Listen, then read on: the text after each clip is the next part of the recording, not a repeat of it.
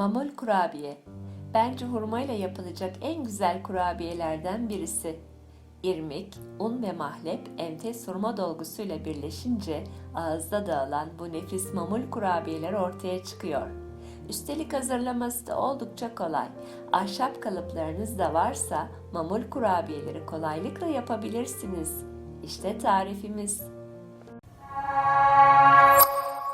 Önce mayayı hazırlamakla başlayalım.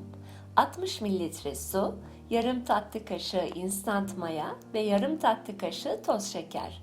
Su 43-45 derece veya serçe parmağınızın dayanacağı ısıda olsun.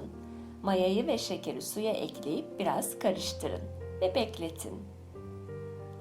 Hamur için gerekli olan malzemeler: 500 gram irmik, 3/4 su bardağı un, yarım su bardağından bir parmak fazla toz şeker, yarım su bardağı ılık süt, 2 tatlı kaşığı mahlep, yarım tatlı kaşığı damla sakızı, 1 tatlı kaşığı silme tuz, 200 gram tereyağı. Tereyağını eritin ve eritirken üzerinde oluşan beyaz süt katmanını mutlaka alın. İrmiğin bardak ölçüsünü almadım. Zaten paket 500 gram. Şimdi unu ve şekeri irmiğe katıp tel çırpıcınızla karıştırın. Topaklar varsa dağıtın. İyice karışsınlar.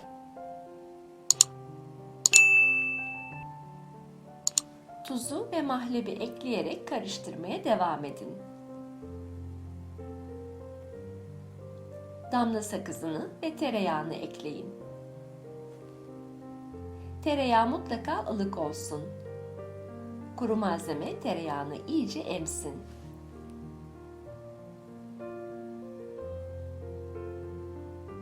Ilık sütü ve mayayı ekleyin. Spatula ile karıştırmaya devam edin. Bu hamuru elle yoğurmayın. Çünkü elle yoğurursak fazla baskı yaparak hamuru sertleştirip kıvamını bozarız. Kuru malzemenin sıvı malzemeyi çektiğinden emin olduktan sonra üzerini hava almayacak şekilde kapatıp en az 2 saat mutfağın sıcak bir köşesinde dinlenmeye bırakın. Dolgu malzemesi için çekirdekleri ve sert kısımları çıkarılıp ikiye bölünmüş 100 gram hurma, 2 yemek kaşığı toz şeker, 3 yemek kaşığı su, 2 tatlı kaşığı tarçın, 2 tatlı kaşığı mahlep, 50 gram oda sıcaklığında tereyağı hazırlayın. Tüm malzemeyi mutfak robotuna alın. Birkaç kez aralıklarla çekip püre kıvamına getirin. İsterseniz dolgusunda farklı malzemeler kullanabilirsiniz ama bu şekilde çok lezzetli oluyor. Kaseye alın. Beklerken kurumaması için üzerini kapatın. Hamurumuz hazır. Artık iç harçla buluşturup şekillendirebiliriz. Hamurdan ceviz büyüklüğünde bir parça alın. Avucunuzda biraz yoğurun. Ortasına baş parmağınızla bastırarak iz yapın. İşaret parmağınızla hamurun etrafında dönerek bir çukur açın. İçerisine 1 çay kaşığı kadar iç harçtan koyun. Uçları ortada birleştirerek kapatın. Tekrar düzeltin. Düz kısmı altta kalacak şekilde kalıba yerleştirin. Elinizle bastırın. Kalıbın ucunu tezgaha vurarak çıkartın. Bir tane daha yapalım. Mamul yapmak için bu ahşap kömbe veya kerebiç kalıplarına ihtiyacınız olacak. Ben internetten sipariş verdim. Bir günde geldi. Parmağınızla döndürün. Dolgu malzemesinden koyun ve uçlarını birleştirin. Düz kısmı altta kalacak şekilde kalıba alıp üzerine bastırın. Kalıbın ucunu tezgaha vurup çıkartın. Yaklaşık 2 düzine mamul çıktı. Üzeri açık 1 saat kurumaya bırakın.